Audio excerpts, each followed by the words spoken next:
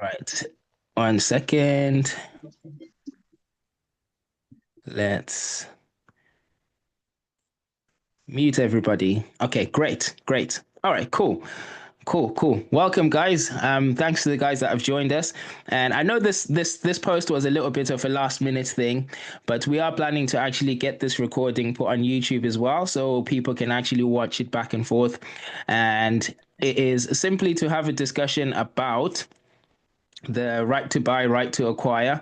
And for anyone who may be in a situation or know someone who's in a situation where they're interested in purchasing the property that they're living in, specifically a council house, and we can find out some information about how that works, what it means, what the changes are in terms of the recent budget that was announced, and how this affects anyone and everyone who's in that situation. So we've got the awesome Anthony Lindsay who's come to join us today, and we're going to be asking some questions. Now, it's been a little bit of a while for anyone who's been with the Zim Property Investors before.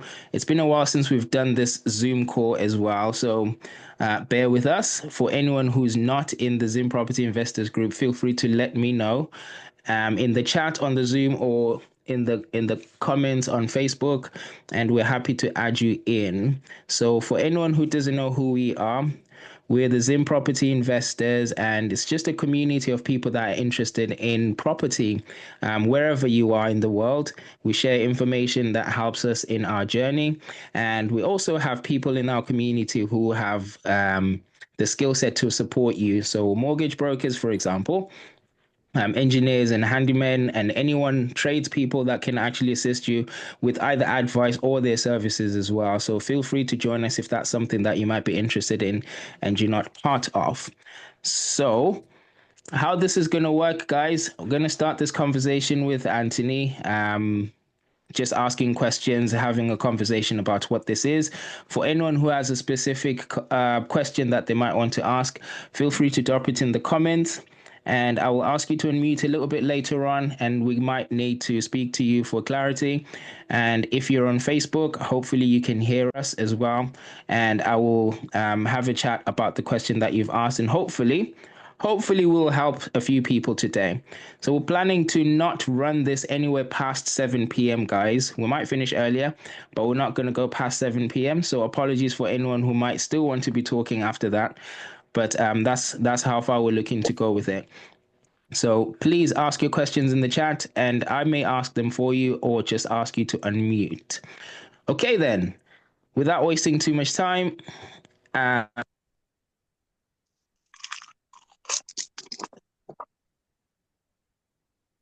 Okay, I lost you first. Are you still there? I'm still here. Okay. Oh, you went off on mute a little bit. Sorry. Yeah. No worries, no worries. I wouldn't leave you, Anthony. I wouldn't do that to you. Okay. All right. So, hello everyone. Good evening. Thanks for joining for this. This is how we get things done. This is how we share information. This is how we make sure that every boat rises. So my thing is making sure that people have enough information to make informed choices. And there's a lot of misinformation to a degree going around about the right to buy or right to acquire. And there's also some people that aren't getting any information. So this evening, we'll unpack, we'll answer questions, we'll give you advice, we'll give you guidance. But the key thing is the caps are changing on November 21st. Today is the 15th. So the caps for right to buy are changing on November 21st. So the first thing that I would say to everybody, even if you don't think you can get a mortgage, even if you're unsure if you would proceed with the entire procedure, get your application in. Get your application in and get your application acknowledged. That way you have the options. So as long as your application is in and acknowledged with your local council before the deadline, then at least you're in with a chance. So that's the first and foremost thing that I would say. The other thing I would say, each council is a little bit different. So I've had several conversations since even before Muzzy and I decided we were going to have this conversation. And one of the questions that I'm asked is, oh, well, what do I do with X council? And as much as I would like to know what the hundreds, if not thousands, of councils procedures are, I don't. But I would say 80% of them are designed to be pretty much user friendly, where you can kind of work your way through the application and ask questions.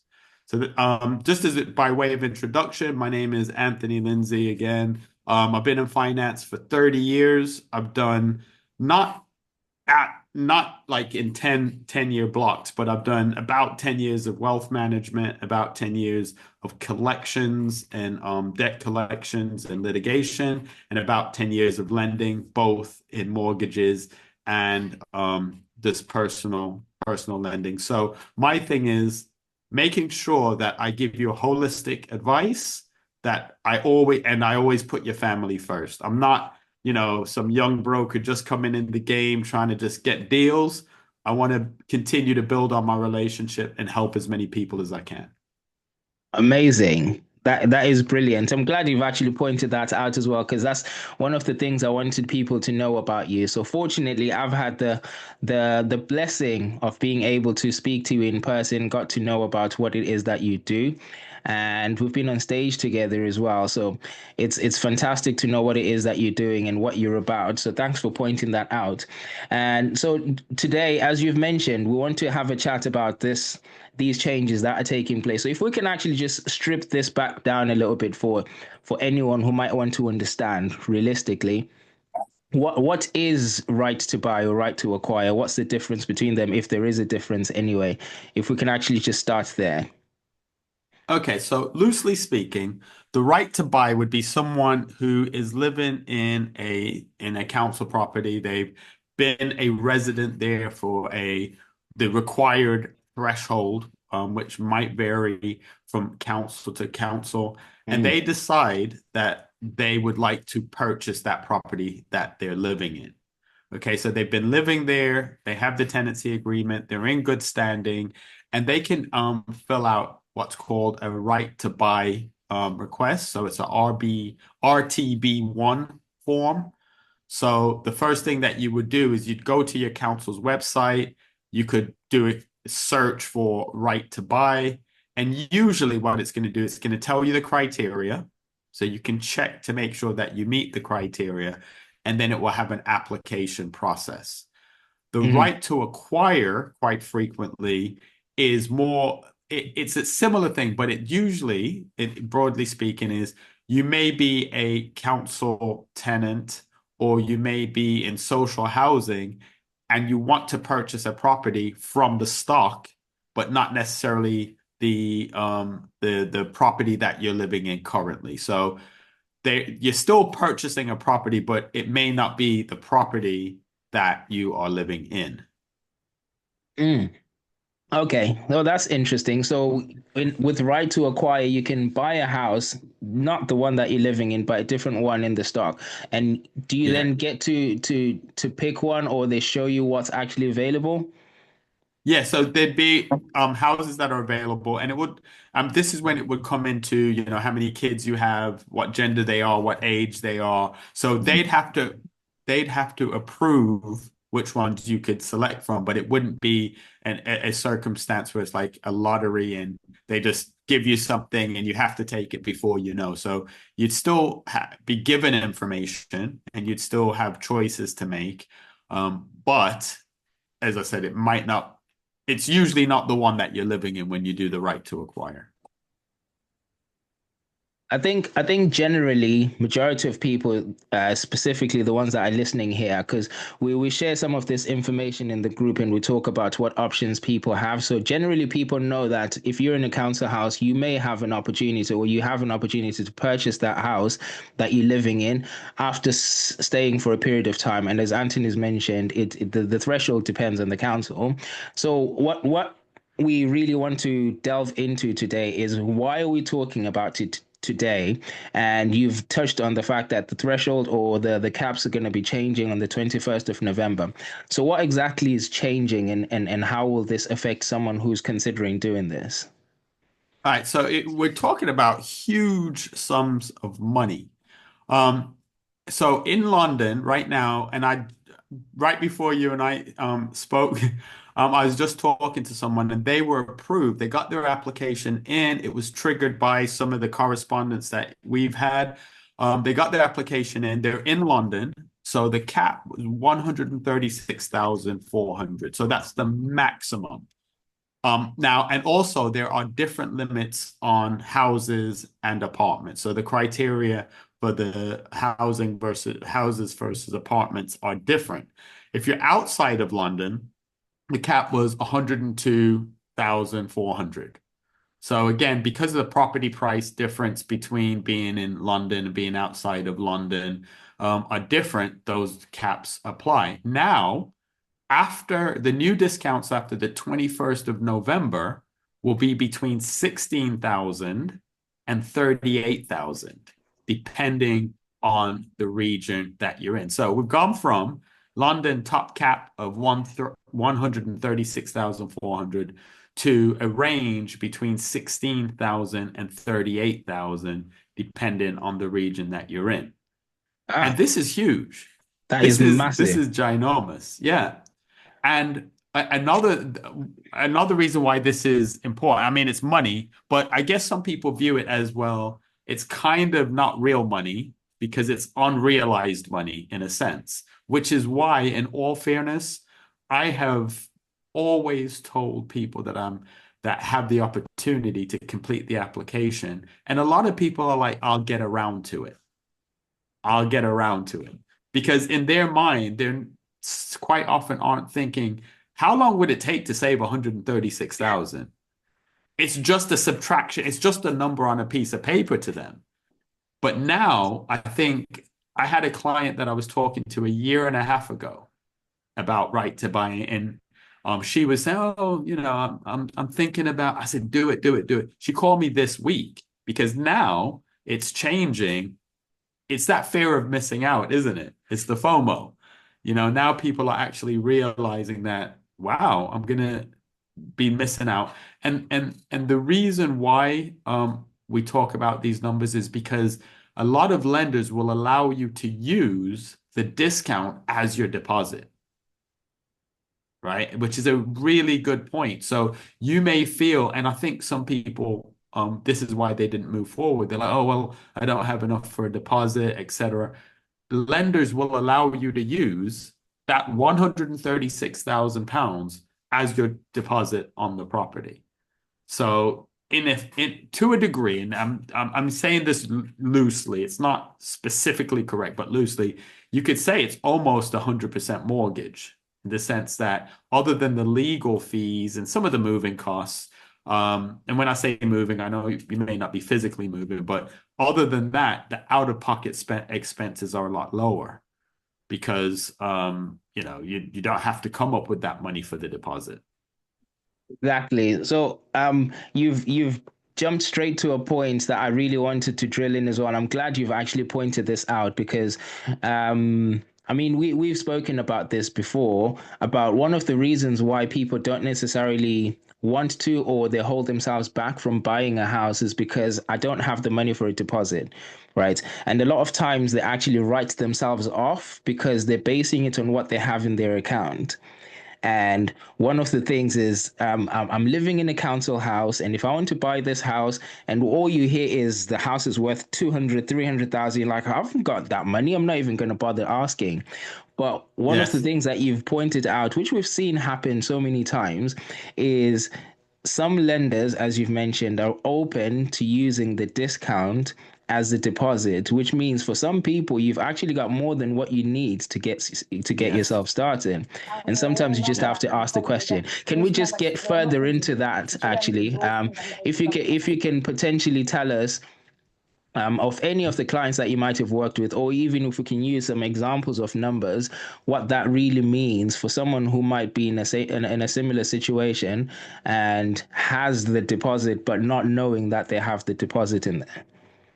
Yeah. So, for example, you have a house, and this would not, let's just say in London, th zone three. So you're trying to get a council property that all right. And another thing to keep in mind, there's a valuation process in this.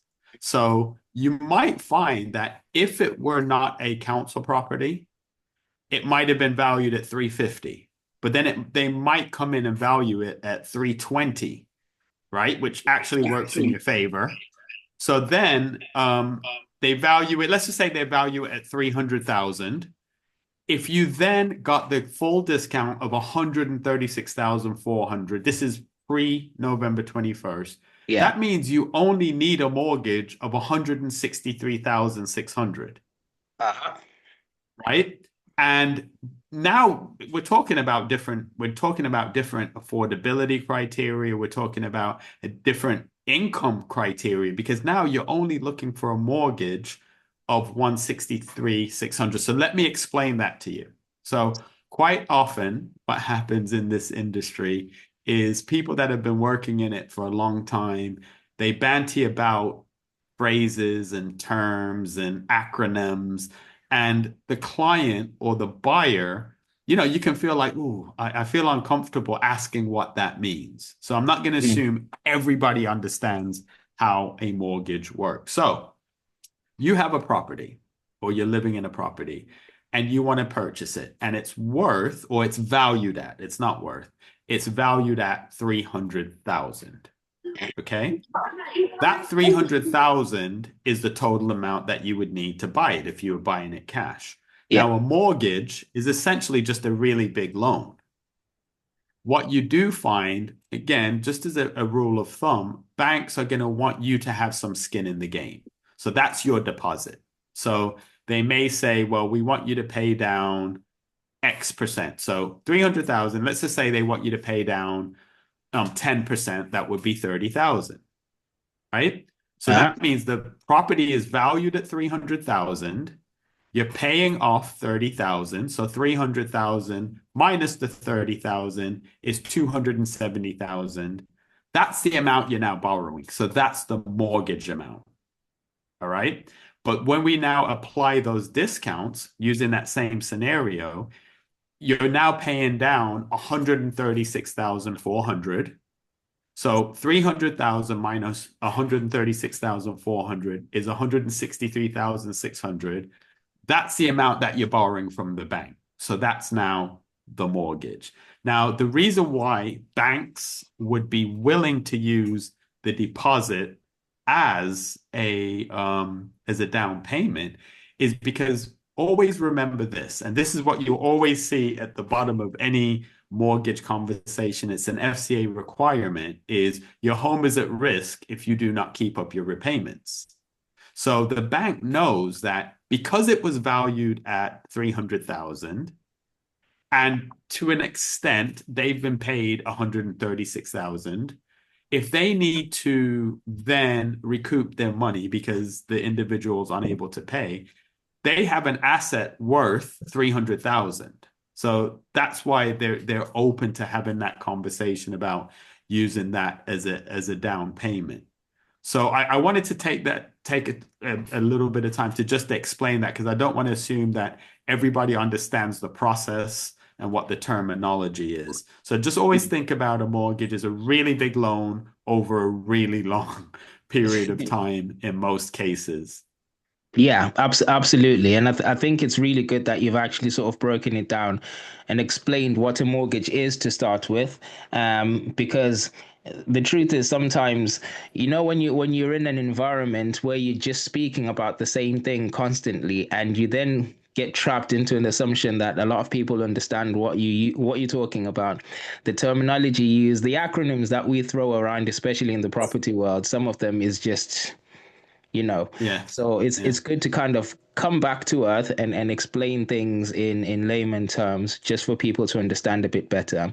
um but that part that you spoke about, if I can just really get people to really get this, that's the golden element of the fact that you've already got the deposit that you're looking for within the discount that you're being offered here. And the changes that Anthony is talking about, where the threshold is coming down, where basically your deposit, which is quite big now, is not going to be as big after. So take this opportunity to actually jump in and make the application. So if I can just take you back to something that you mentioned earlier on, Anthony, obviously from now, which is the 15th to the 21st next week, you can't possibly purchase a property. Right. So I think you mentioned that at the moment, as long as you can actually put in your application in to start with, right? Yeah, So yeah, essentially, that's that's correct. that's that's what we need just to get the application in. Yes. Yeah, fabulous. Is there anything else that we'll need to do besides just the application? Is it just a case of putting the application in, and do we need to do anything else? No, so there's nothing else that you need to do. So you just want to make sure that they've received it. So I have a client that I started speaking to about it last week. She went online and printed out the application. She sent a copy of it and she did the online one. Um, just to belts and braces. So she wanted to just make sure that it's in there. She got in there. The other thing that will happen, remember, now I think a lot more people are looking to do it. So the offices are going to be inundated. What is happening is you'll send it in and then they'll invite you in for an interview. And this is kind of the part where, again, people get a little bit overwhelmed. My client called me, he's like, what do I need to do to prepare for the interview? I said, well, you're already a council tenant, so they know a lot of your information anyway. And they're not going to ask you anything you don't know, right? So they're not going to ask you anything that you wouldn't know. They're not trying to trip you up. So you'll just go in there, you'll answer the questions. As far as preparing, you want to make sure that any documentation that they're going to need from you that you can provide to them, but they'll tell you what you need to know in advance of the appointment. One of the things to consider is also, do you want to put other people on that application? So in some cases, like I have a client, they have a daughter who has been a resident. She's over the age of 19. She's working. They're considering putting her on the application. So that way, when they make the purchase, the mortgage will be in both names. You might not want to put another person that's in the home on the application. That's fine too. But the thing is, get the application in. The other thing too, I would really stress to people, and that's the purpose of this call today, speak to a mortgage broker because there's a lot of myths out there about purchasing property that the thing that's being said is not necessarily wrong. However, it doesn't apply to everybody. And the example that I'll give is when I'm interviewing or having the conversation with someone about a mortgage, when I ask them about, and I'm not talking about the council right to buy now, I'm just talking in general, but it also applies to that. I ask them, how much do you have for a deposit? And for some reason, reflexively, people will say 10%. And I have to push back because 10% is not really helpful to me because 10% of what? So that then means if you're saying 10% of 250,000, but then we now are looking at a house at 300,000, it's no longer 10%. So this is where we get into the conversation about something called loan to valuation. So the loan to valuation is, let's just say a property is worth 100,000, just to keep the numbers easy. Property's worth 100,000 and you're paying down 10%, then the loan to valuation or LTV is 90% because you've paid down 10%. So there's a 10% difference in there. So my point is this: we need to talk about actual money. And even if you're using the council right to buy discount towards the purchase, if you do have cash money that you can put in the pot too, it's beneficial. And here's why. Every lender doesn't lend on every property. Not every lender lends on council or right to buy. So I work with over 30 different lenders. So the moment we say right to buy, we might end up with 17 lenders, right? So out of those 17 lenders that actually do right to buy, not all of those 17 lenders will use 100% of the discount. So you might end up with, 15 or 12, right? So every time you add another criteria or level of complexity, you might lose some lenders. So my point is this: even if you're getting the council right to buy discount, if you have money to put in, when you're speaking to your broker, be open and transparent that that money is available, because then that will enable them to give you more choices. Brilliant. And I think that's really important that you've pointed this out as well. So if I can just welcome anyone else who's joined recently. Thank you very much for joining us. Just to reset the room, so to speak, we are speaking to Anthony Lindsay, who's talking to us about the importance of knowing about the right to buy, right to acquire. And we are the Zim Property Investors. And if any of you guys might be here for the first time and you might want to know about us a little bit more, please feel free just to drop a message in the chat. I'm happy to share information. And if you want to join, happy to get you added in. Okay, so just want to sort of go back a little bit here, Anthony, if we can actually just speak a bit about um, where you can actually do this. Now, you spoke earlier on about you couldn't know about all of the councils and what their thresholds are, but is this something that's available in the whole of the UK, or is it just England, or is it something that is specific to a certain country? I believe it's all of UK, but because I only deal with England-based mortgages, I wouldn't don't hold me to that. No problem. That makes sense. This is one of the questions that I've been asked earlier on. We can kind of follow up on that one as well. But I believe it's, as mentioned, it is within the whole of the UK. So, guys, for anyone who's just recently joined, if you've got any questions that you might want to ask, feel free to drop them. If you're on Facebook, feel free to drop them in the comments. And on Zoom, please drop them in the chat and I will ask them for you. The other thing I wanted to ask on people's behalf is, so you can use the discount on the right to buy or right to acquire as a deposit or part of a deposit. Great. Yes. But what if I've got bad credit rating? How does that affect me? This is another thing, and I'm really glad that you asked that question. And that's why I always preface my mortgage conversations with, I've done 10 years of litigation, right? So, well, pre-litigation. So when I was at HSBC, my department was the department that would go in before someone was going to lose their home, that we Yeah. could document the file to say we've exhausted every option, because banks don't want to take your house. So let me just let me just say this. A bank is not there to take your house. It's not there to make it hard for you. This concept that they're there to make money, absolutely. But they're not looking at you as an individual. Everything's on a spreadsheet. Okay. So what I would say, if you have bad credit, it doesn't mean you're not going to be able to get a mortgage.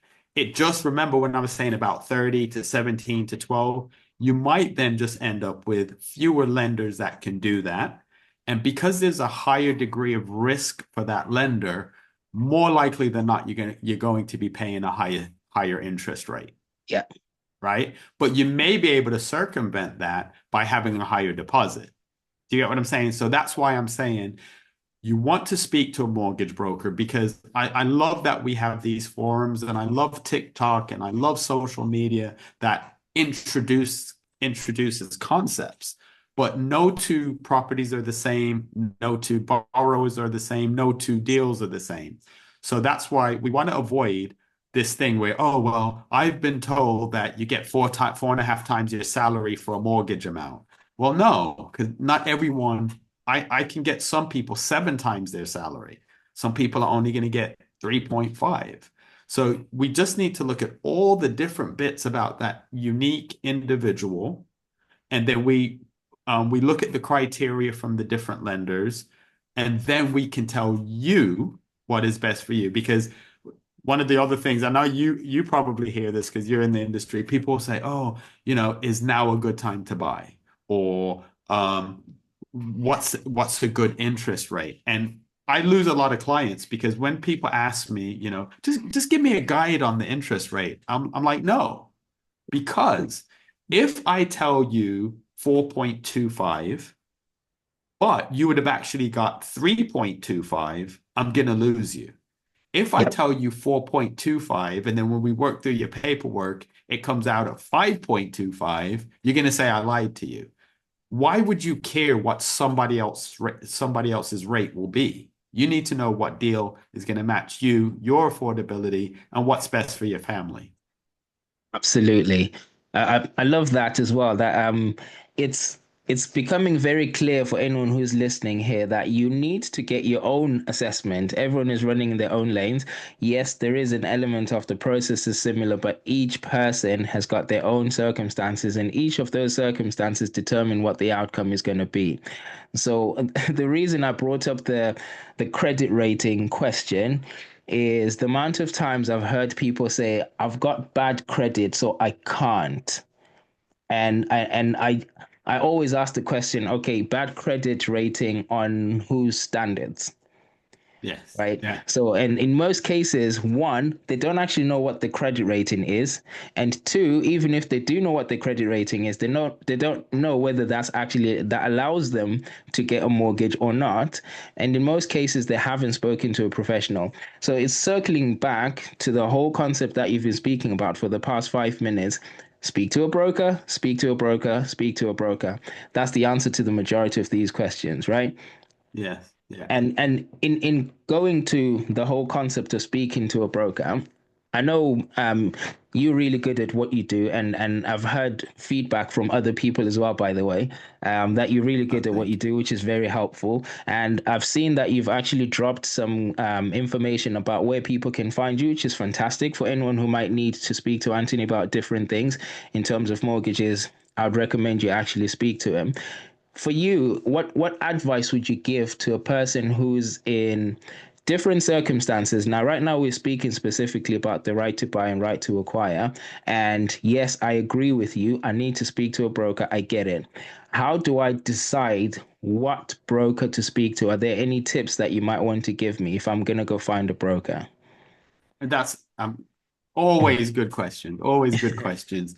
And so one of the things I do in my first 10-15 minutes of consulting with people is I go through who I am, how I get paid. I unpack all of that because everybody's not going to want to work with me. One of the things that I go through is, do you go to your bank or do you go to a broker? I know we've just been, really plugging the brokers, and that's the right thing, but I want to explain why we say that. So I used to be a bank manager at Lloyd's and at Halifax, and my team undeniably was like the best team, right? So I train my people up and I try to, as best I can, say always put the client first. So let's just assume you walk into your bank, you have one of my former staff or one of my former managers, and they do a great job for you. When they process your information, they're going to give you the very best rate that Halifax can give you or that Lloyd's can give you.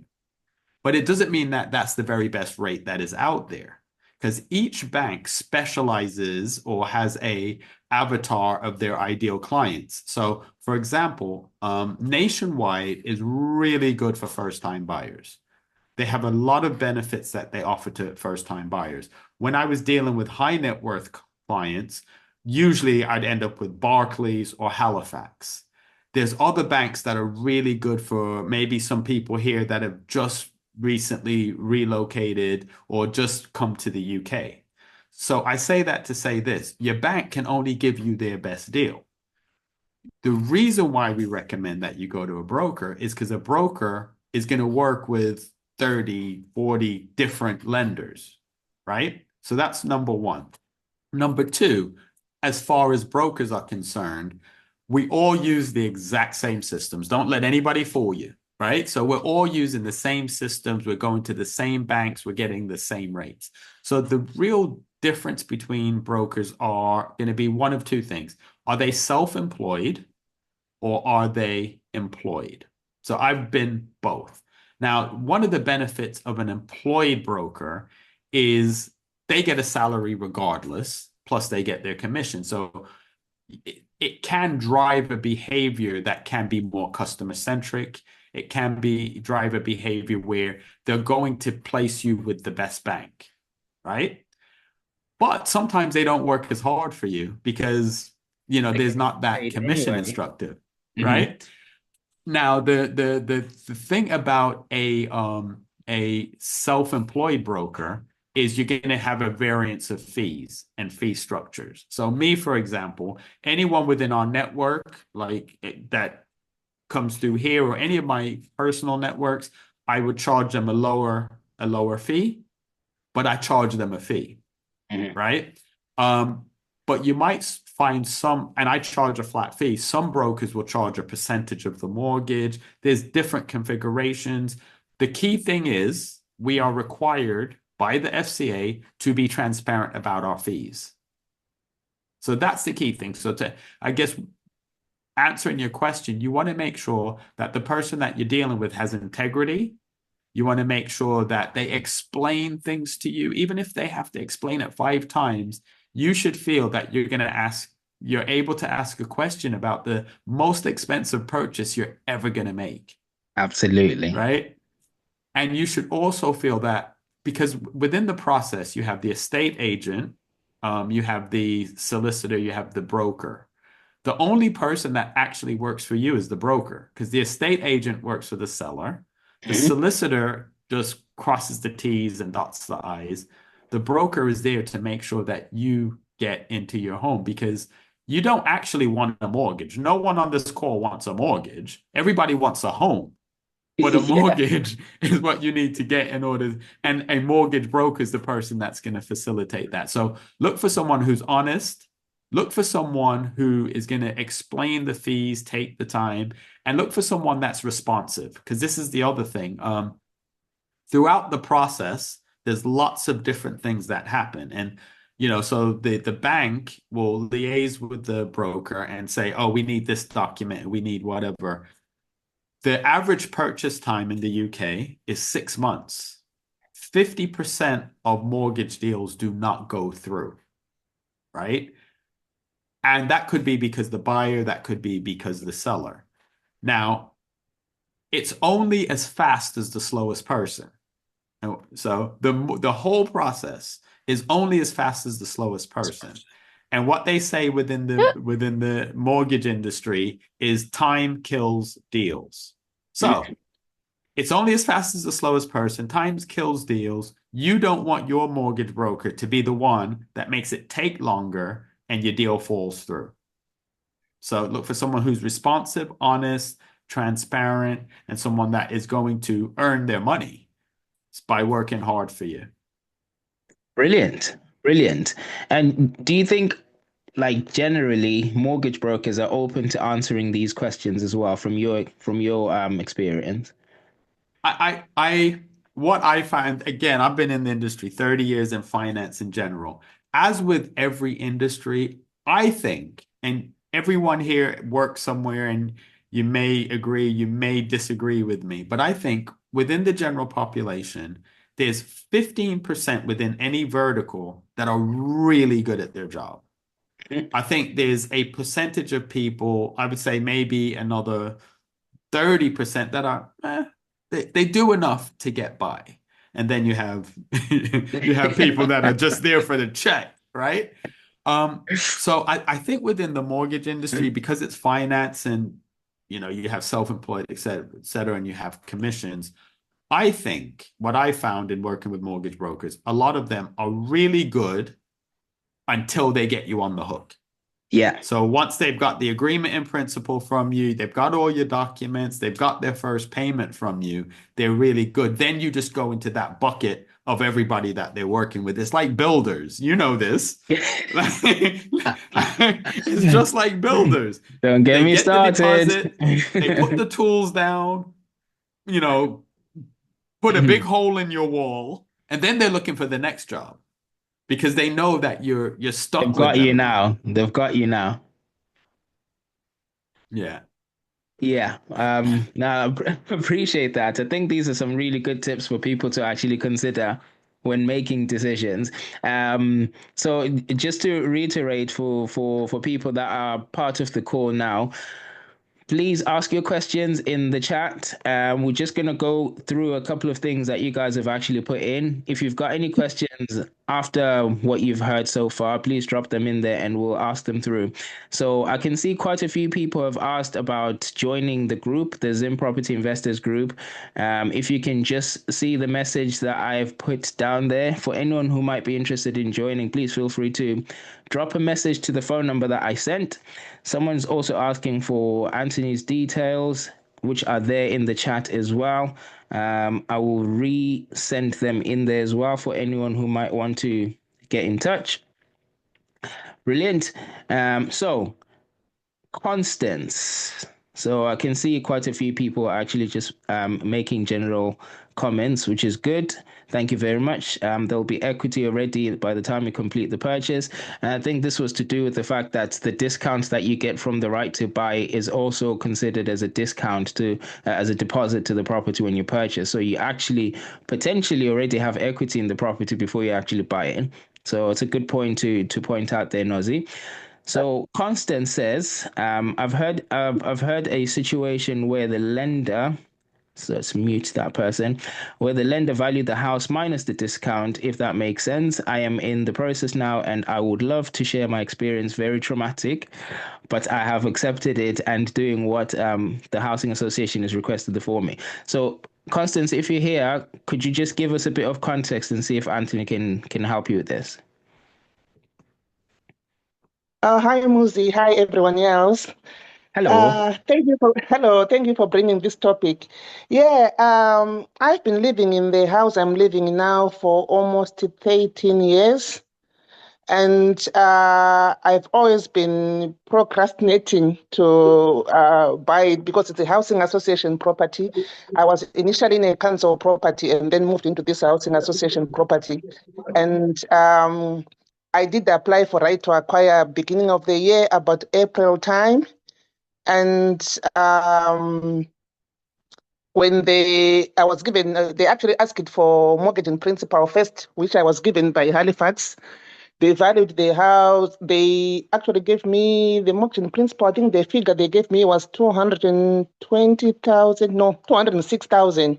The value of the house, according to the housing association, was 220,000. And then I had 30K deposit. I did not know about these discount deposits, all the things I'm learning from you, Lindsay, today. So all these years I was saving and I had about 30K deposit. So then when it comes to then valuing the house, Halifax valued the house at 211. So technically they did not take the discount in, they did not acknowledge the discount because they said the house is 211,000 and the housing association was saying the house is 220,000. So then it came to a point where they were now sort of doing the financial checks. And the African in me believes in savings, whereby you do these family savings, where you put a lump sum in one's account. I think most you will know them. We call them rounds or whatever the name is. I don't know the English name for it. Yep. The stock files. Yep. Yeah, and we Jamaican people call it partner. That's how most Windrush generation bought their houses. So yeah. Honestly, that traumatized me up until now because then when the housing association were doing the financial checks, they requested bank statements from when the accounts were opened. This was 25 years ago.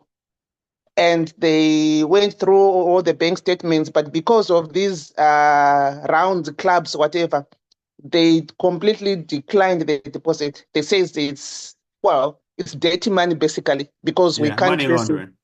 Yeah. Sort of, because the deposits in your accounts are lump sum. And there's quite a lot of people who've been depositing money in your account and this and that and all sorts. So basically, they dismissed the deposit. They said they didn't want the deposit. But this was after submitting bank statements for over 15, 20 years ago, and they didn't go through everything. Okay, and I thought, okay, that's fine. The lender had said nothing. And then I said, okay, can I use my sister's? My sister then obviously said, oh, I'll give you gifted deposit. And then my sister was not involved in this club, so her money was more very straightforward. But then she had a deposit again from her daughter for about 9K in her account, which your daughter is sort of, okay, keep for me for something else. And there again, they requested bank statements for when the account was opened, which is again was 25 years ago, and my sister just gave up. It just says, no, I'm not going to go through this. It's just a whole lot of too much work to do. So at first, I actually thought the housing association is really being unfair or making it trying to be difficult for me to get this house. But then when I sort of had a meeting with this lady who was dealing with the case, she seemed very supportive. She said to me, Constance, it's unfortunate you didn't know that these family clubs, whichever way you were saving your money, we don't really accept them, and it's not something we would take. My advice is go for a lender who's going to take the discount as the deposit. And then at that point, I was using a broker from Halifax. So I went to another broker, a different broker. And to be honest, he's been searching, but still no joy. Everyone else wants at least a 10% deposit. Whether it was to do with my credit rating, I don't know. But that's where the situation I am in now. And my question to Anthony is, are there any chances that would have lenders would accept the deposit? Because as it stands now, I've already managed to save 5% deposit in the manner which the housing association will accept, but still not enough to get a 10% deposit that is required by most lenders.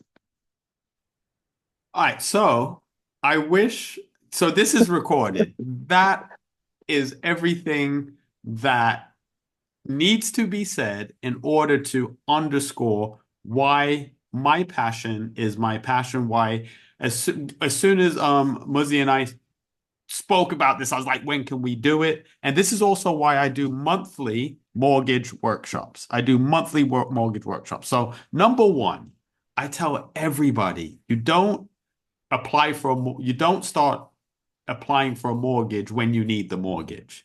You speak to a mortgage broker in advance. So that's number one, right? So everyone on this call, even if you're not ready to purchase now, find someone like myself or go on my mortgage Q&A and ask the questions beforehand, because anyone that's been working in finance for any period of time would have given you that red flag about source of funds, because we're required to do something called KYC, know your customer, and money laundering is a big thing. And I said some of these things at the beginning of the call, and I want to reiterate them. And again, I've worked in finance for 30 years. I've been a bank manager. I've done all these different things. We're not looking at you as an individual and trying to discredit you. We have licenses. So one of the things that we get audited on as a bank is KYC. So we need to be able to demonstrate to the regulators that we've tracked where that money has come from. So it's easy to take it personally. And when you're trying to buy a property, you absolutely will. But the bank has regulators that they have to answer to as well. So that's one thing. As far as the broker, you said something, and I'm not sure if we're just using terms, but Halifax does not have brokers. Halifax has employees. So when you're speaking to that... Actually, Anthony, the guy who, now you're saying they don't have brokers. The guy who actually approached me, because at that point, to be honest, I wasn't really quite ready for a mortgage. But this guy from Halifax, the gentleman from Halifax, just approached me and gave me a mortgage in principle, and that's how the process started. So And he's not a broker. He's a Halifax employee. right. The reason why I'm parsing words is going back to what I was saying before. He can only talk to you about Halifax products because he's a Halifax employee. So obviously he's not going to arrange a mortgage for you through NatWest or through. And you said another thing, and this is another thing that I stress and I'll unpack why I was saying, and remember when Muz asked the question about what to look for and the quality of brokers, and I said a lot of them will work really hard for you until they do the agreement in principle for you and get your money. An agreement in principle is not worth anything. And I pause when I say that everyone can let that sink in. I can go right now, I can go into my system and I could generate a agreement in principle for Constance for £1 million mortgage. I can print that out and send it to her. So an agreement now my company wouldn't allow me to because before I log in and print that out, I have to send it to my compliance team for that very purpose. So an agreement in principle is essentially you're going on a portal, you're putting in some information that is not validated, and it's doing a calculation in the background and spitting something out. It's not a credit check. It's not a legally binding, document, and it will say that on there. A mortgage in principle is not worth anything. So that person at Halifax, and again, Muzzie, he shaped a really good question that I could tell you about some behaviors as someone without an agenda and as someone that's been on both sides of this. I've managed mortgage teams, I've been an independent mortgage broker, and I've been a paid mortgage broker, right? Some people just want to get you that agreement in principle because they know once you've given them all that documentation, et cetera, et cetera, et cetera, you're probably not going to go somewhere else. All right. Now, your question about the 5% and 10%, there's so many factors. I can say definitively there are lenders that will accept the full 100% as your deposit. There are lenders that the KYC might not be as stringent, but it's going to depend on other factors. So there might be one thing that throws everything out. So I'll give you a quick example and then I'll shut up and we can go on to other questions. So I always tell people, if you have a 25% deposit, it usually trumps any other restrictions that would happen on lending. So you could have been in the UK for 11 months and be trying to purchase a property. If you have a 25% deposit, it puts you in a different category. If you have a salary of over £101,000, even if you then don't have a 25% deposit, they view you almost like a vanilla UK PAYE customer. So my point in that is this. Every bit of complexity or criteria that you add to your application is going to change it and give you different results than maybe the person next to you that seems like they're a similar person to you, but maybe their credit score is a little bit lower, or credit score is a little bit higher, or they're not PAYE, they're contract, or, there's lots of different things that I can add. But it sounds like your situation could have somewhat been averted if you were working with a broker and that broker had been upfront, honest, and transparent, and you would talk to them well in advance of you wanting to get the mortgage. I know that doesn't help you now, but I think for other people, this is why we're saying speak to a broker now. Even if you're going to miss the deadline for the 21st, because the reality is the new government might do away with council right to buy altogether. So you might feel, you might feel like, oh, it's going from, 136 to 38,000. But what about when they say that you don't have that option at all? So do something now or do something, but do something. No, as it stands now, they've just shelved it. The Housing Association just shelved it. They just want me to save enough money which they can trace how I've saved it. They haven't withdrawn the application at all. They just says, Constance, we'll just put it on the side for now. Give you another 2 or 3 months or something to save enough in a way that we will actually be more transparent. So we are able to continue with this application. So are you still working with Halifax? Well, so far, I've looked for another mortgage broker who is still looking for another lender, but still they're saying they can't get any lender who will accept, because as it is now, I've got about 5% deposit, which I've saved in a manner which housing association would want, but they're still saying they're struggling to get a lender who would accept 5% deposit on top of the discount. And it's definitely a broker. So they're going to the full panel of lenders as Well, opposed this is to what they are just working. telling me. This is what they're telling me, but I don't mind trying someone else. No, I'm willing to. I mean, if it's someone that you trust, then they're telling you the truth. You know, there's no benefit of them telling you that they can't get you a mortgage if they can. But I just want to clarify, because you did say a Halifax broker previously.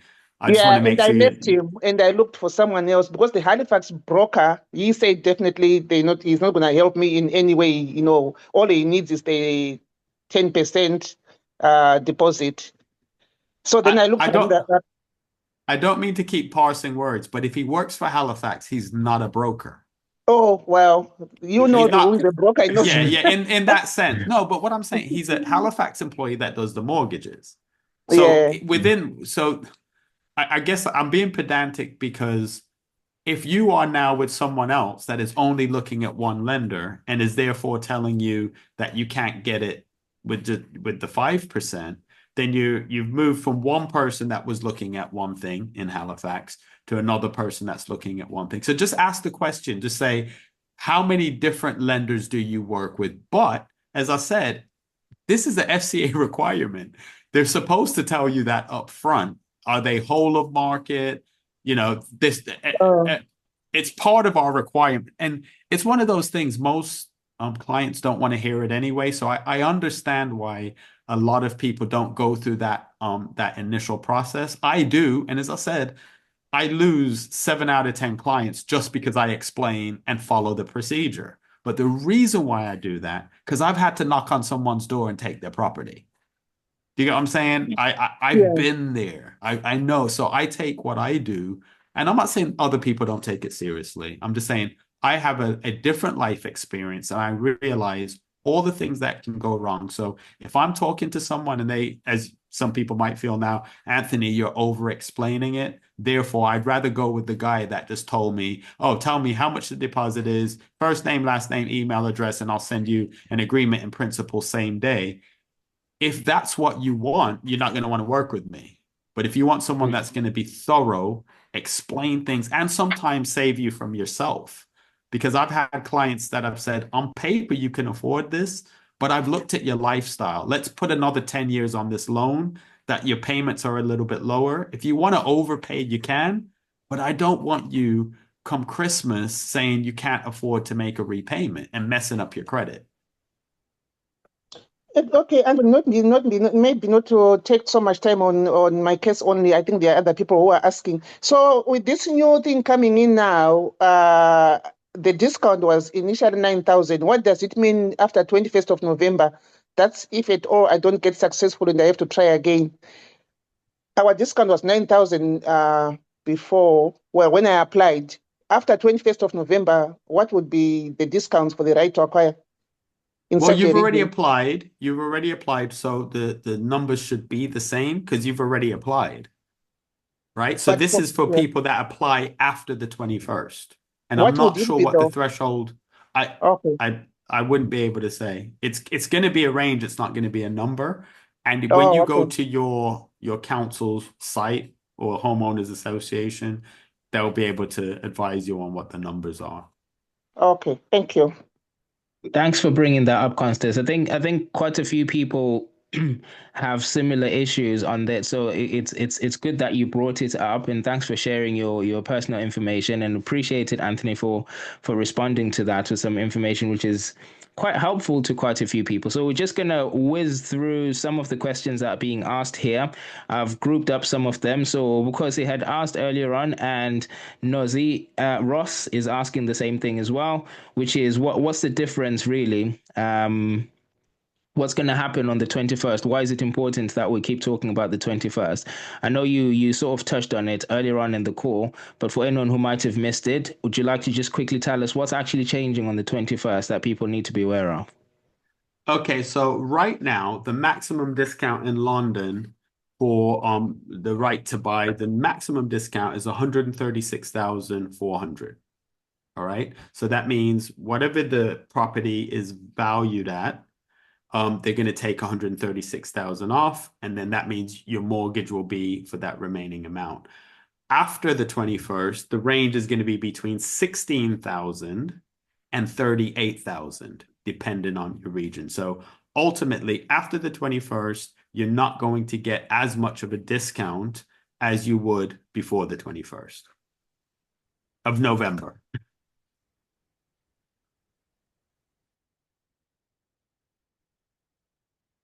I can't hear you. Sorry.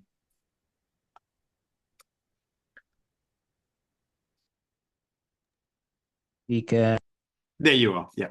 All right. Okay, yeah. So this is literally next week, guys, for anyone who might be interested in actually making moves on this. And that's not to say you need to be able to purchase the whole thing, run the whole process. It's just make the application. So to summarize Ross's question as well, it's what's the difference between a right to buy and a right to acquire? I know you touched on this earlier on. If we can just quickly whiz through that as well.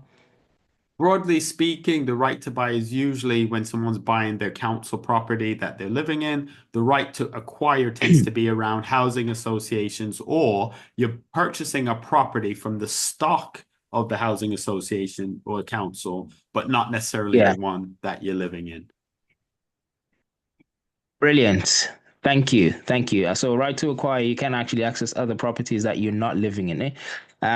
So Annie says, is there an age restriction to be able to purchase in this way? All right. So the first thing that I always refer people to from the right to buy perspective, that's got nothing to do with the broker. That's all through your housing association or your council. As far as lenders, lenders have age restrictions and they'll have amount restrictions. And this is why you want to go to a mortgage broker and not your bank, because the first thing that I'm going to do is do a fact find, talk you through all the FCA stuff, and I'm going to then look at what your specific circumstances are and what lenders will lend based on your specific circumstances. So yes, there are age restrictions, but it's not a standard age restriction except for the lower threshold. So I think the lower threshold legally is like 18, but some lenders, they won't lend to anyone under 22. Some lend, so there's differences. So again, the best thing to do is speak to a broker, give them your specifics, and they'll get you the answers based on your specifics. Brilliant, brilliant. Thanks for explaining that. I think that actually really touched on that very well. Are housing associations included in this, or is it just the councils? This is to do with the right to buy element. Yeah, so again, you'd have to speak to your organization, but they are included if they are included. Perfect. I think Anthony's mentioned this a couple of times, guys, that we're speaking generically across the country, but some of these questions might be specific to your area and specific to your local authority. So it may be worth asking them anyway. There's no harm in actually speaking to them and reaching out and asking some of these questions before the 21st, because the last thing we want to do, which is why we wanted to do this as quickly as possible, the last thing you want to do is find out that you had a great opportunity to purchase your property, the one that you're living in, but you missed the opportunity simply because you didn't actually ask the question. That would be a horrible scenario to be in. So great questions here, but also let's reach out to the local authorities and ask them as well. Thanks for bringing it, Naomi. So I think Constance actually answered the previous question as well. Housing associated are included. Could I have Anthony's details, which have been shared again? Right. Bukos is asked, do you necessarily have to put down a deposit, or the discount is the deposit? I think this is what Anthony's touched on. You can actually use the discount of the right to buy as a deposit to purchase the property, which I believe we've touched on. I was told to have £4,000 deposit, but was told I had a discount by the housing association. Not too sure how it works. Do you want to just quickly touch on that as well again, Yeah, Anthony? so I'll combine both of those. Even if you're getting, so not every lender is going to use the discount. So then you're going to eliminate some of the lenders. Not every lender will use 100% of the discount. So ideally, if you have money, also you can see how much money you can put on top, because then that's going to open up the panel more to more lenders. So if someone's told you, so I'm curious, the person that told you that you needed a £4,000 deposit, first, were they a broker? Second, did they know your full circumstances, or are they just giving you are they just giving you a rule of thumb? If you're happy to answer that, that might help me help more people.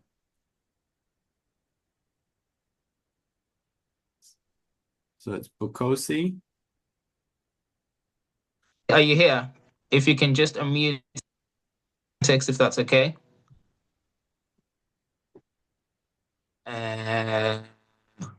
Don't think so. All right, Okay. no problem. Okay, so if we can move on from that one. Lydia's just asked a question. How can you help a family member buy a property through right to buy? So this is you, Anthony. How can Okay. you help us? How can I help? So the first step lives with you guys. The first step is going to the website and applying. Because what I'm going to do, I'm going to take the estimate of how much of a discount they're going to give you. We're going to look at what the property value is. Now, keep this in mind, that this is another thing that is worth repeating. The bank uses the property as security, right? And what happens in the purchase process quite often, let's just say the council might say 300,000. The bank might go in and value it, which they quite often do with right to buy or housing associations. The bank might go in and value it at less. It's what the bank says that counts, because the bank is the one that's going to be putting the money in. So I think it's really important that you make sure that you start the process early, but you need to fill in the application, because until you have the numbers that we can understand how much the property's worth, how much of a mortgage you need, how much maybe you're putting in on top of that, it's hard to do a meaningful agreement in principle. And I said it several times earlier, an agreement in principle isn't worth anything. This is why my process is very different than most brokers, right? And this is why if I talk to 10 people, I lose 7, because I do all the hard part first, right? So I produce an agreement in principle that I know will convert into a mortgage offer. So I make sure that I have your credit report, your bank statements, all of the stuff that when I do the agreement in principle the lender doesn't ask me for any of those things. The lender just asks for income, outgoing, first name, last name, right? But I do the hard part first, because what I want to make sure is that when you've sorted everything out with your counsel or with the seller and you're ready to convert that into a mortgage offer, it will convert, because I'll know I've already looked at your credit history, and I've already made sure that the lender that I'm going to will actually accept your deal. And I'll also make sure that I'm not going to be surprised by anything and you're not going to be surprised by anything, because I will not do an agreement in principle unless you produce a credit report specifically from checkmyfile.com. I don't take .co.uk. I don't take Equifax. I don't take Experian. I don't you can get through your bank. I don't take only through there, because then I'll see the full picture and I can have confidence that I will be able to get you that mortgage offer and not just a worthless piece of paper, which is called a decision in principle or an agreement in principle. Can I just add to that? Actually, I think there's a little bit of a misunderstanding. My question, Muzzie, sorry about that, was can I help a family member buy a property, as opposed to how can you help me? So Okay. how can I help a family member buy a property? You can, so it will be a few things. Now, if by help you mean give them money, do you mean that? Well, I mean, are there other options? I'm not really sure. Well, no, because the thing is, the council right to buy is only applicable to the person that is the tenant or people that have been a tenant in that property for a period of time. Okay. You can gift money, but that's a tricky one, because the way that the gifting works is some lenders will only take gifts from like siblings, parents. They won't take it from cousins. They won't take it from friends. Some will. But then the other thing is, if you're gifting it, if you're lending it to them, it kind of could put them at a disadvantage, because then the lender takes that into account as something that they have to pay back. So it comes off their affordability. If you complete a gift letter, you're essentially saying, I'm giving this person that money and they don't have to pay me back. Got it. Oh my gosh. You can't really win, can you? Unless you're rich. I saw you just now. You look like you have money. Do I look really everyone rich? in the room, Lydia's helping people buy houses. Come on, I'm going to give everyone a gift. No, that's really helpful. Thank you so much for clarifying that. You're welcome.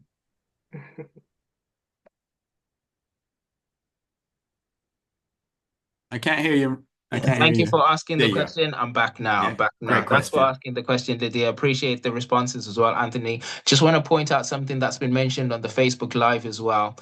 We've got another broker in the family who is helping out with some of the questions that are being asked. Great. Right to acquire is also usually a smaller discount in comparison to the right to buy. Thank you very much. There's another question from Sharon Jones. Is this purely council tenants or housing association? Because you can actually do either. But please, as mentioned, feel free to reach out to your local authorities and ask some of these questions, because it might be or borough specific.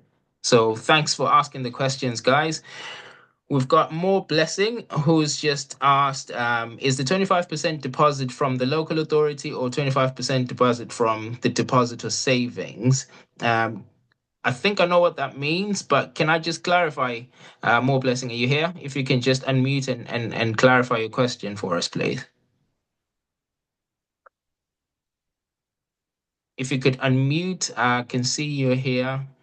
Feel free to unmute and talk to us. Yeah, it was a question that came up. Can you hear me? Yes. We can. Yeah. It was the question that came up when Anthony was discussing about the advantages of putting a 25% deposit to get a mortgage. So I was trying to figure out, is it 25%, the source for that deposit, is it from the RTB discount or it has to come from your bank account? In the purest form, it doesn't matter. It just means that now that the loan to valuation is now 75%. So the value of the property versus what the bank is lending you is 75% or lower. Okay, lovely. Thank you. So it could be either or, a combination of the two. And then you had another question, which I'm so glad that you asked, about, do I need home insurance and a solicitor before getting a mortgage, or what is the correct sequence of getting a mortgage using right to buy till purchase of property. So again, this is the opening of every fact find after I've gone through myself, done the FCA stuff. So do you need a solicitor before? You don't. I mean, there's no legal requirement to have a solicitor at that, at that point. Do you need home insurance? It's a legal requirement before completion to have, if you're buying a house, it's a legal requirement before completion to have homeowners insurance. You won't be able to complete without homeowners insurance. So what I do as a broker, now I do this because I care about my clients. Purchasing a property it can be so confusing, and there's a lot of things going on. So the first thing I do is explain the process. I do line up a solicitor, and the reason why I line up a solicitor is because I know what solicitors I work with and are quick and responsive. What tends to happen is in the purchase process, people try to cut corners, right? So they'll go on these sites and find the cheapest solicitor.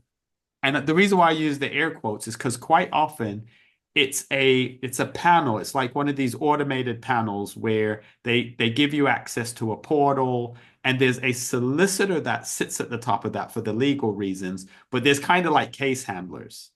And this is where so the UK has the longest purchase process in the developed world. And this is one of the reasons, because it's only as fast as the slowest person.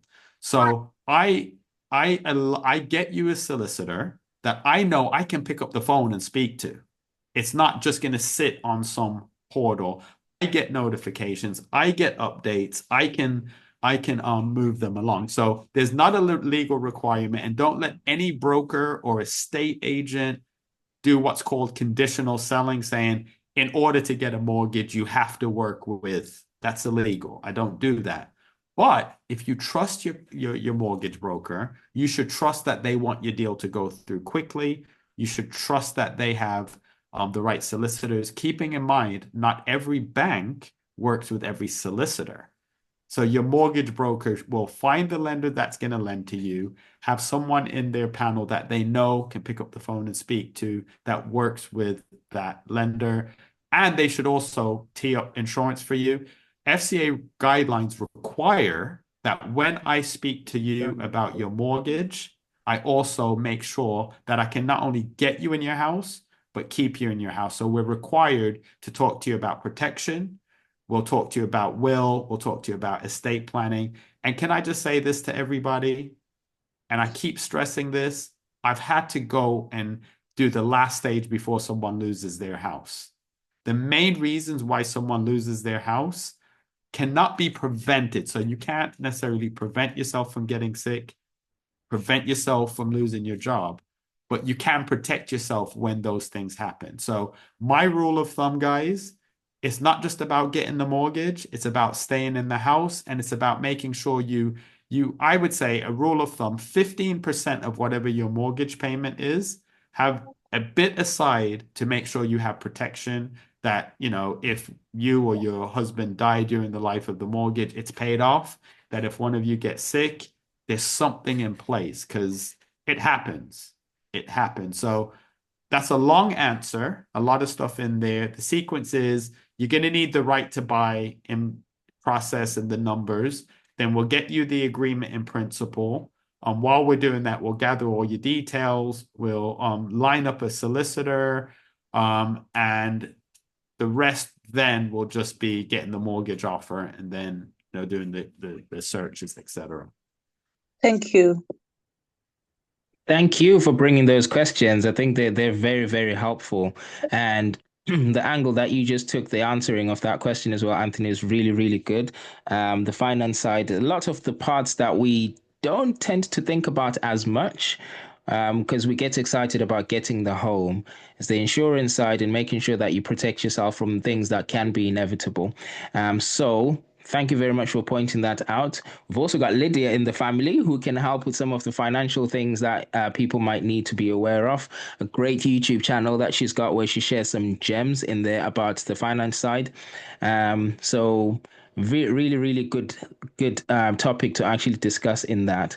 I'm conscious that I mentioned to you guys that we're not going to stay any longer than 7 p.m. So just going to try to quickly go through some of the questions here. I've got nothing on Facebook. So we've got one from Miss H. Miss H says, my mom and I would like to apply to the council for a property which is on her name, and she would like to add me on the application as I've lived with her for a long time. But I wanted to know if I could also add an 18-year-old who just started working. What's your opinion on that, Anthony? I would say run each scenario and see what's going to be most advantageous, because that 18-year-old, this is another thing, and we need to do another session on this. The stamp duty is reverting to previous limits. So the first-time buyer and second home stamp duty is reverting to the previous limits in March, right? So the reason why I mentioned that 18-year-old, if they get this mortgage and they're on that property, they are then going to be losing those first-time buyer discounts.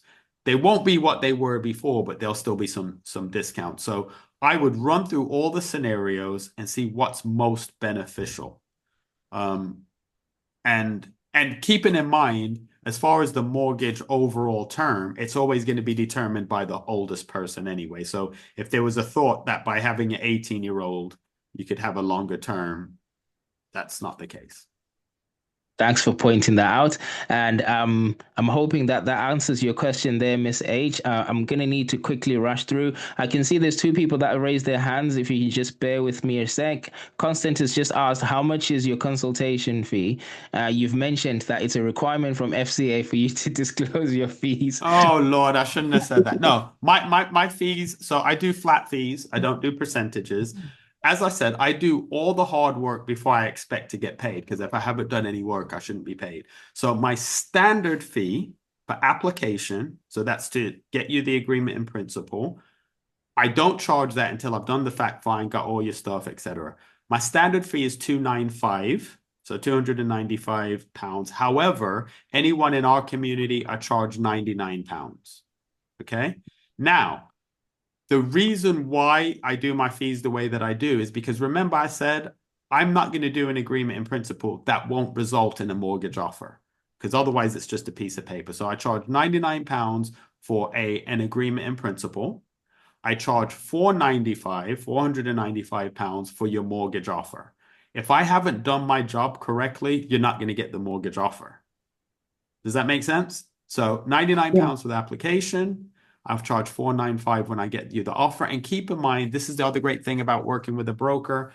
Once I get you that mortgage offer, that's when the bank is formally saying, that's when they do the credit check. They haven't done anything up until that point. Once they do that, let's just say Bank of England changes the base rates and a lower rate comes out. Guess what I'll do for you? Find a new one. I'll put you on that better rate. Uh-huh. But if rates go up, that mortgage offer protects you from the rates going up. So I don't stop there. I keep in contact with the bank. I work it through with the solicitor. I make sure that I stay on top of it. As I said, I'll get you protection conversation taken care of. Wills, guys. And I think we spoke about this on the day when we did that seminar. Guys, Yes, we did. Yeah. Make sure you have a will, because the truth is you are going to die. I pray that everyone on this call has a long and very fruitful life, but you're going to die. And the worst thing that you can do is die without a will. And it's not just about the stuff. It's about all the confusion and stress that you leave for other people. So do it all in one conversation. There's other mortgage brokers on this call. So it's not about just working with me, but speak to somebody and make sure that you're open and honest with them. Fabulous. Thank you very much for that. So just quickly rushing through this because we got 7 minutes, people. So Rowena's asked a really good question. My housing association don't sell properties where I live. Can I purchase a right to acquire in a different housing association? I'm not sure that you can, but it just depends. Those are the type of questions that you have to go to your housing association to see how that works. So I can't answer that. No worries. Yeah, I thought that might be the case. Hopefully that will help, Rowena. Please reach out to the local authorities and ask those questions. They'll be happy to help you with that. And I'm just going to ask Sandra, because you raised your hand before this question was asked, if you can just quickly unmute and ask your question. Thank you for the great presentation. So I just wanted to find out. I'm not in a council house or anything. Well, I'm just I've recently relocated to the UK, and I was just wondering, what you're talking about, does it just apply to those people in council houses? Because, like for me, I would in the future want to buy get a mortgage. So does the 9,000 we were talking about apply to just someone in a council house, and also the right to buy and right to purchase? Is it just for someone in a council house, or it's just generally for everyone? So yeah, so if you've just moved to the UK, neither of these things will apply to you because you would have had to have lived in a council property for a period of time. But one of the things that I do is I work with people that have recently relocated to the UK, either A, to get them a mortgage now, or B, to tell them from a very specific, their lifestyle type of things, what they need to do to be ready to get a mortgage. So definitely reach out to me. It's not going to cost you anything to have the conversation, and I'll be able to talk to you about things around building your credit, establishing your residence in the sense that, voters roll, et cetera, et cetera, et cetera. So I'm happy to help you with that. Oh, thank you. Thank you. I'll give you a call. Fabulous. Thank you for your question, Sandra, and welcome to the UK. The next one is Mutan, which I'm guessing is short for something. If you could just quickly unmute yourself and ask your question. Hello, can you hear me? Yes, we can. Yeah, okay, thank you. I'm in Manchester, and I bought my mom a council house. She's 83, so she couldn't get a mortgage. So I had to buy it full. She had a 50% off. Yeah, the problem is it's taking like 18 months to get a deed on it. I don't know why. Then the second question is, I feel that I've just parked my money there, and I should be like using it to do any other projects. So I just wanted to know if there are any avenues how you can refinance, or because it's not in my name, or how can I structure it as well? Because I would want probably to inherit it in the case that she goes before me, if you know what I mean. Yes. Yes. Is this Tendai?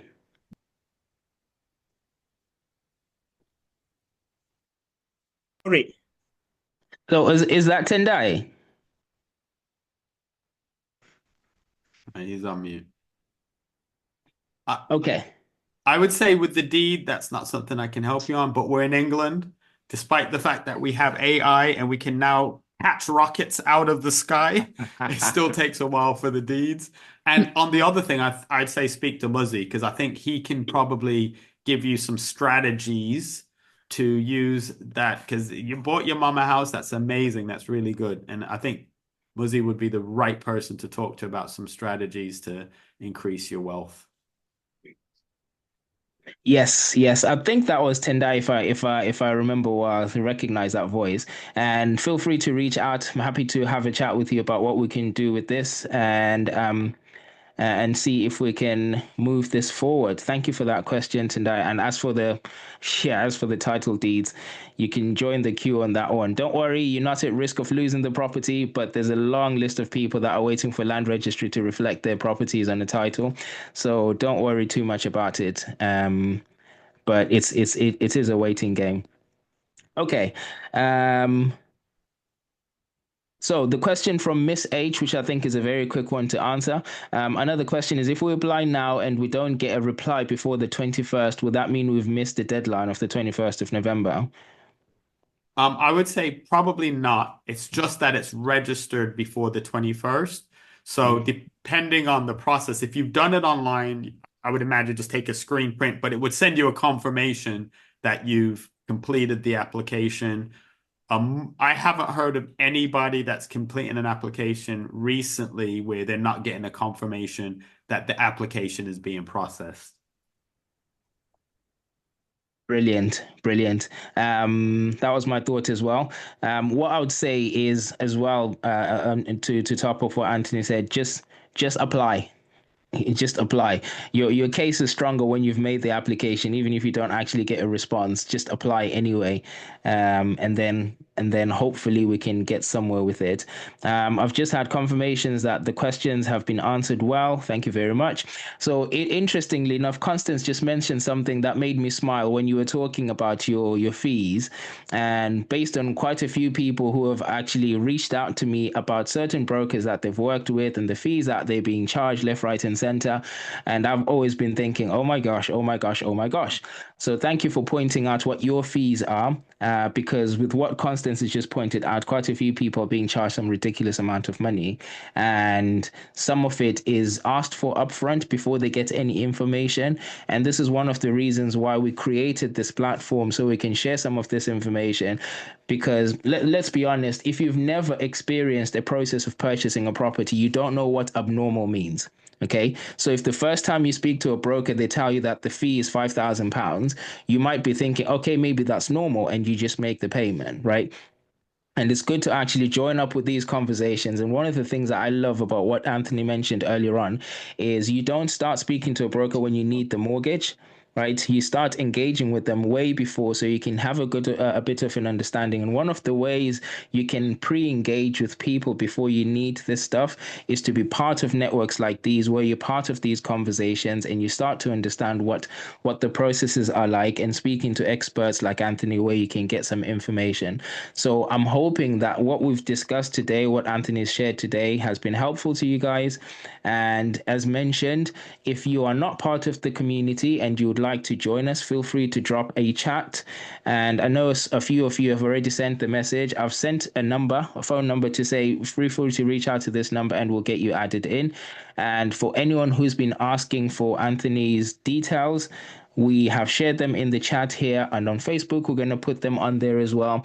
And this is a recorded call which we're going to put on YouTube as well, so that information is going to be there. I would recommend, at least just for a conversation to ask about your specific circumstances, feel free to reach out to Anthony as well and have a conversation and see if there may be something that could be really, really helpful to you or your family members who you know of who are living in a council house and have the aspiration of buying their house. So, guys, I know I would love to speak to you guys forever and to share information, but at some point it's going to need to come to an end. And if I could just, on behalf of everyone who's joined and also on behalf of Zim Property Investors, say thank you very much, Anthony, for your time. Really appreciate the knowledge that you've just shared here, which I know is very helpful.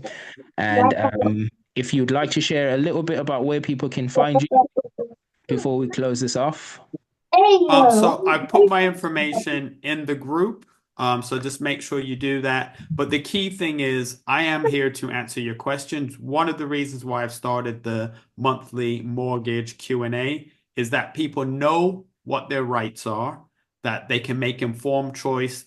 You know, like I said, every broker is going to be a little bit different, but you just want to know what you're comparing it to. Because as you said, Buzz, like if you don't know what the rates are or what to compare it to, anything can sound good to you or anything can sound bad. But on the flip side, pay your professionals. Don't try to cut corners with the cheapest solicitor.